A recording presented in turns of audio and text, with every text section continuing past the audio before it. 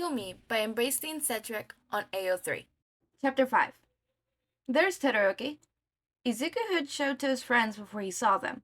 The cafeteria was swarming with UA students, but he was still able to pick out a vaguely familiar voice amongst the cacophony of sounds. He turned towards to see the small group of students waving over for them, and followed after Shouta as he began to walk towards them. As they walked closer, Izuku recognized them as Tenya Iida, Ochako Uraraka, and Asui.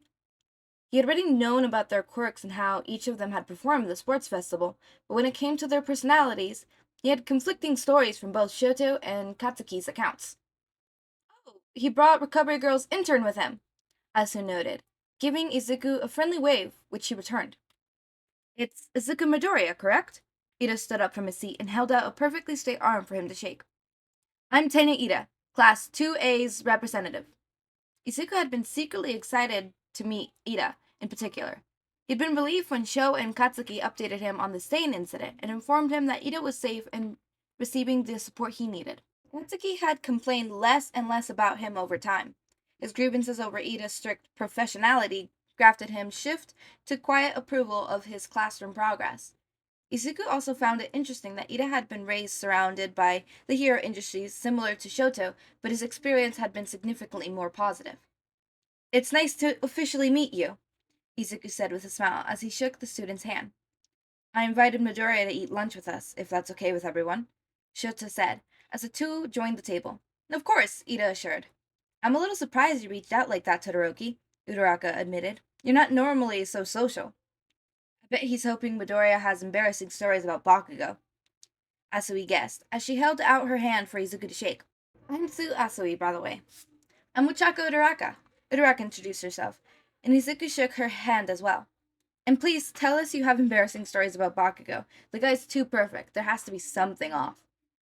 No one's perfect, Izuku argued, holding back a laugh as he considered one of his boyfriend's bad habits. He just tends to be good at everything he does. Sounds pretty perfect to me, Uraraka grumbled, picking at her lunch. Well, perfect at fighting in academics, Iida concealed. However, the personality leaves something to be desired. Izuku watched his eyes suddenly widen as he realized what he had said and who he was in front of. I'm sorry, that was terribly rude of me. I know you two are friends. Don't worry, I get it. He's rough around the edges. Izuku quickly agreed, with a chuckle. Iida relaxed and sent him a grateful smile. Izuku glanced around at the group of students, a mischievous smile growing on his face, as his curiosity got the best of him. Honestly, if you want to vent about him, then go for it. Oh, good, because he's so rude. I think he hates me too, Uraraka immediately said. Izuku's eyes widened in response to both the quick response and the startledness of the confession. It wasn't strange to hear Katsuki described as rude, considering his blunt, honest, and competitive attitude often made him come across as perpetually ill-mannered. The part that was surprising to him was that Uraraka believed Katsuki hated her. Katsuki always made it very clear if he hated someone, and Uraraka never once come up with a list of individuals. Hates you? Izuku repeated, wondering if he had heard her right. You said you watched the sports festival, right? Uraraka checked, waiting for Izuku to nod before she continued. He nearly killed me in the fighting tournament, when we were first years. He was quite ruthless with his quirk, Iida acknowledged. It was like he didn't even care that you were a girl. So that's what it was. Izuku couldn't hold back laughter when he realized what had led Uraraka to believe Katsuki had such a negative feeling for her. He hadn't gone easy on her during the fight, and she had misinterpreted as him having hostile intentions. He noticed the others, San and Shouto, were now looking at him with confusion, so he quickly moved to explain his sudden laughter. That's because he didn't care that you were a girl, Izuku explained. Kachan doesn't discriminate when it comes to fighting, so gender is never a factor to consider. If anything, I think he respects you more than he hates you. You fought harder than he had anticipated in that tournament battle. He thought back to the fight and how even he hadn't been able to think of any good strategies for Uraraka's quirk. She utilizes her environment incredibly well, and Katsuki was just too strong. He had been norming his quirk since the moment he manifested it, and he knew how to use it. You're kidding. From Uraraka's tone, Izuku could tell she was skeptical. Think about it, he pressed. Would a villain give you a special treatment for being a girl? So he fights like a villain, Iida concluded.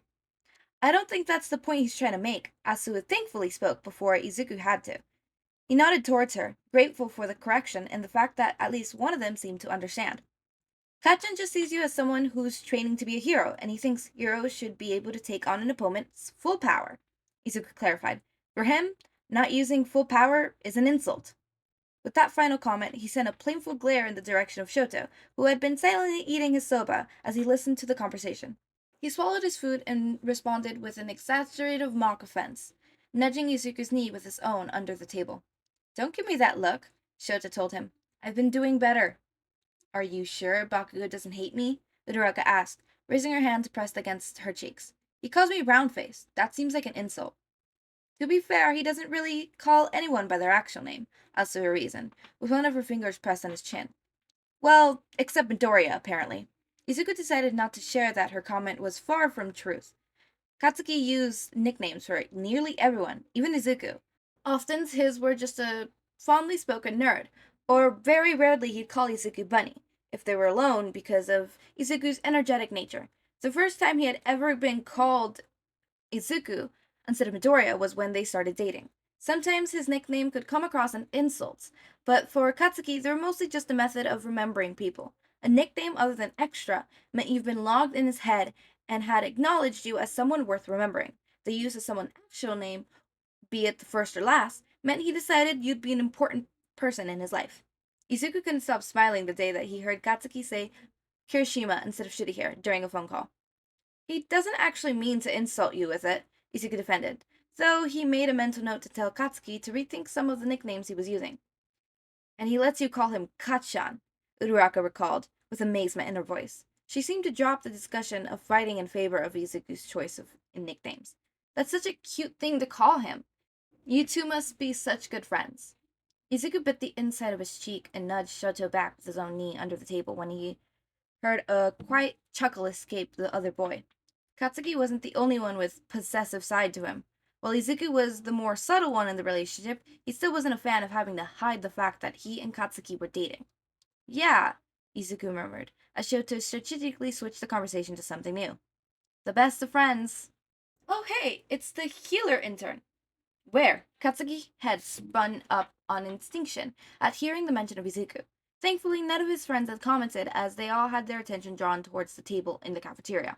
Over there, eating with Todoroki, Iida, Uraraka, and Asui, Sero answered, gesturing slightly towards the students in question. Oh, that's so nice, Ashido cooed, watching as Izuku laughed at something Iida had said. He'd fit in super well with that group. They're all such sweethearts. Did you just call Icy Hot a sweetheart? Aw, are you worried that Icy Hot's gonna see your friend away? Kaminari teased. Katsuki's eyes twitched as he looked back down at his lunch. He can sit with whoever he wants, Katsuki murmured, trying his best to bury his instincts. When was the last time you and Midoriya saw each other anyway? Kirishima asked. You said he went to live on Island when you were 5, right? I've seen him since then. We visit each other a very few times over the year, and we video chat and call as often as we can. Bakugou told him. It's hard for Icesiders to visit Island because of the security checks and the general restriction there are researchers and students from leaving. So you guys really are close, huh? Katsuki observed, a soft smile on his face. It was clear he was hoping leaning Katsuki would have had a friend like Izuku for so long. It must have been hard on you when he left. The part that sucked the most was how fast it was all happening, Katsuki admitted. His quirk manifested, and then a couple weeks later, his mom was getting calls from scholarships and housing offers. The only catch was that they wanted him to move immediately so he could monitor Izuku's quirk progress. How'd he discover his quirk? Healing really isn't as obvious like electricity or acid. Cyril pointed out, gesturing towards Ashido and Kaminari as examples. And he said it was a mutation, right? So his parents wouldn't have been looking for it. His mom has some weak telekinesis and his dad is not in the picture, but I think he has a fire-breathing quirk. As far as the discovering went, Katsuki paused, debating whether he was still comfortable with how much he started to share. I hurt myself when we were playing outside as kids one day. I scraped my arm and it was bleeding pretty bad. He frowned as he recalled that day in question. Izuku freaked out and grabbed it, and suddenly the bleeding stopped. He remembered he had asked Izuku how it worked after all. Normally, to use a quirk, you need to put intent behind every action. Izuku had told him that he'd been thinking in that moment was that Katsuki was hurt and that he didn't want Katsuki to be hurt. That's so cool, Ashido said, clapping her hands together. I bet he was so happy that he helped you. He was, Katsuki admitted, though he wasn't smiling like his friends were. And then he was dizzy because it stunned his energy, and then we saw a tiny scratch on his arm in the same place of my cut. Wait, does he steal the person's injury? Kaminari questioned, confused by the story Katsuki told. Is that how his quirk works? He doesn't steal it, Don's face, Katsuki corrected. The energy drains from the same area, so if it's severe enough, then the quirk kind of injures him in return. Harsh, Cheryl murmured. Not a fun drawback. The injuries he gets from using his quirk heal much faster than normal injuries, but he still has to deal with the pain and some scarring, Katsuki further explained. They discovered that Izuku could somehow still heal his own injuries despite the fact that inflicting damage occurred in the same spot as the injury. However, doing so was a long and incredibly painful process for him. It was like trying to walk by 2 steps forward and going 1 step back. It created a cycle of damage that slowly crawled towards him being fully healed. So it can hurt him to heal people, but he still does it? Kirishima asked with awe in his voice. That's so manly. Pisses me off, Katsuki said as he watched Izuku interact with the classmates from afar. Sometimes I wonder if it would have been better if he was just quirkless. That idiot does not have the best sense of self-preparation. Aw, you care about him. Kaminari teased. You really are just a softie, aren't you, Bakugou? Don't push it, Ashido warned, poking Kaminari with her chopstick. I don't think Midoriya can bring back the dead. We were supposed to be on hero... Don't push it, Ashido warned, poking Kaminari with her chopstick. I don't think Midoriya can bring people back from the dead. We were supposed to be a hero duo, Katsuki murmured, almost absent-mindedly, as he watched Izuku laugh again at some unheard comment. That was always the plan when we were kids. The 2 best heroes fighting side by side in the field. That had been part of the reason for Katsuki's tantrum when Izuku left. First, his friend had manifested a quirk that wasn't combat-oriented, and then he left Katsuki behind with a bunch of extras who weren't nearly as important as Izuku. They just followed him around because his quirk was impressive and said yes to whatever he said. They were boring. For a short while, he almost didn't care anymore. His hero partner was gone and everyone else in the school pissed him off. It wasn't until Izuku had settled in Ai's Island that they were able to video call and he finally got his spark back. Izuku had told him that he would be attending II Academy when he was older, so it was Katsuki's job to get into UA for the both of them. Izuku had made him swear that he would be an amazing pro hero, and that promise had been key to Katsuki's determination to be the best and surpass everyone. Katsuki would become the hero they both had dreamed of because Izuku's quirk was needed elsewhere. But Midoriya is still planning to be a pro hero, Zero reminded him, dragging Katsuki out of his review. Sure, his quirk isn't made for combat, but neither is Mr. Eraser, so he would make it work. Images flashed through Katsuki's mind, memories of watching his teacher fight during the USJ attack. He thought of the skin and the muscle being stripped from Aizawa's elbow as Shigaraki's quirk slowly decayed the flesh. He thought of the Nomu crushing his skull into the concrete, easily forcing him down without the oppose of strength-based quirk to push against it. He thought of the blood seeping down Aizawa's face as he desperately fought to keep his head up and open his eyes to protect his students. You two will be in the field together one day, just like you planned, Kirishima assured with a sharp grin, not realizing what meaning his words held for Katsuki. Saving the world with explosions and healing. A new set of memories filled through Katsuki's head, this time of a 13-year-old Izuku, exhausted face looking at him through a video call. He had been wrapped in bandages and bound to the bed, with a reflective injury sustained from attempting to heal something far too damaged to fix. Izuku had been apologetic that he made Katsuki worry, but held no regret for making such a rash and destructive decision in the first place. He had the potential to fix the symbol of peace. How could he pass that up? I had to try, he said.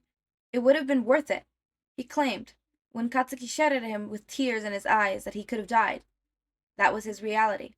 To use his quirk, he needed to sacrifice himself, bit by bit, scar by scar. And there was no force on earth that could keep Izuku from making that sacrifice, if he truly wanted to. He would keep giving until there was nothing left to give. Right, Katsuki murmured, mostly to himself as his friend had already shifted their attention to another topic of conversation. explosions, and healing. Oh my god, so Bakugou being worried about Izuku because the whole he will never stop giving, until one day he can't give no more. That is so true. Even in the present canon, like, Izuku's nature is to self-sacrifice.